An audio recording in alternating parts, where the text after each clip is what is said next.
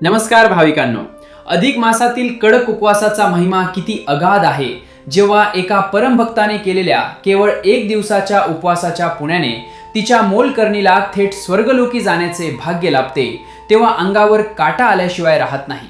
पण मग महिनाभर कडक उपवास करणाऱ्या चंद्रिकेला न्यायला देव का आले नाहीत आणि पुढे काशी नगरीत कोणता चमत्कार घडला? चला ऐकूया ही डोळे उघडणारी रंजक कथा।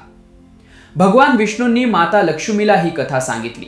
नर्मदा नदीच्या काठावर माहिष्मती नगरीत चंद्रिका नावाची एक विरक्त धर्मपरायण विधवा स्त्री राहत होती। अधिक मास आल्यावर तिने कणभरही अन्न न घेता महिनाभराचा कडक उपवास केला। व्रताच्या शेवटच्या दिवशी नर्मदा स्नान करून परतताना थकव्यामुळे चंद्रिका रस्त्यातच कोसळली आणि तिच्या मुखातून शब्द कळाले, नारायणा।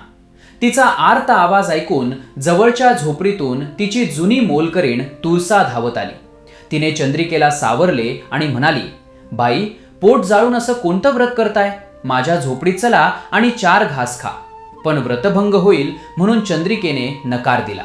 तेव्हा तुळसा म्हणाली, तुमचे पुण्य वाया जाऊ नये असे वाटत असेल तर तुमच्या उपवासाचे पुण्य मला दान करा। चंद्रिकेने विचार केला, पुण्याचे दान केल्यास अधिकस्य अधिकम फलम, अधिकचे अधिक फळ मिळेल।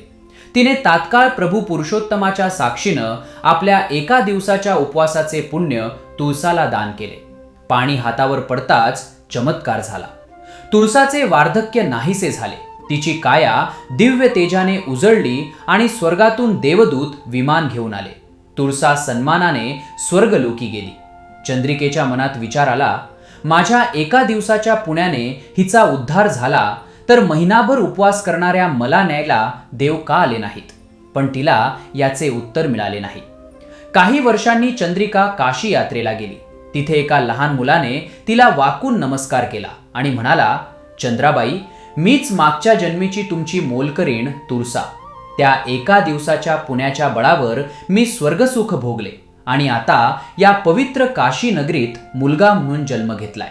हे ऐकून चंद्रिकेला ईश्वराची तीव्र ओढ लागली। तिने काशी विश्वनाथाला शेवटचा दंडवत घातला आणि तिचा आत्मा प्रभूचरणी विलीन झाला। त्या चंद्रिकेच्या स्मरणार्थ त्या मुलाने काशीनाथने तिथे दिव्य शिवपिंडी स्थापन केली, ज्याला आज आपण चंद्रेश्वर म्हणून ओळखतो।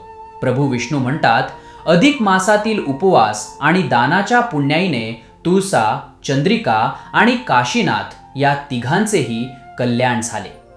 इति श्री अधिक मास महात्म्य कथासार 9वा अध्याय समाप्त। श्री कृष्णार्पणमस्तु।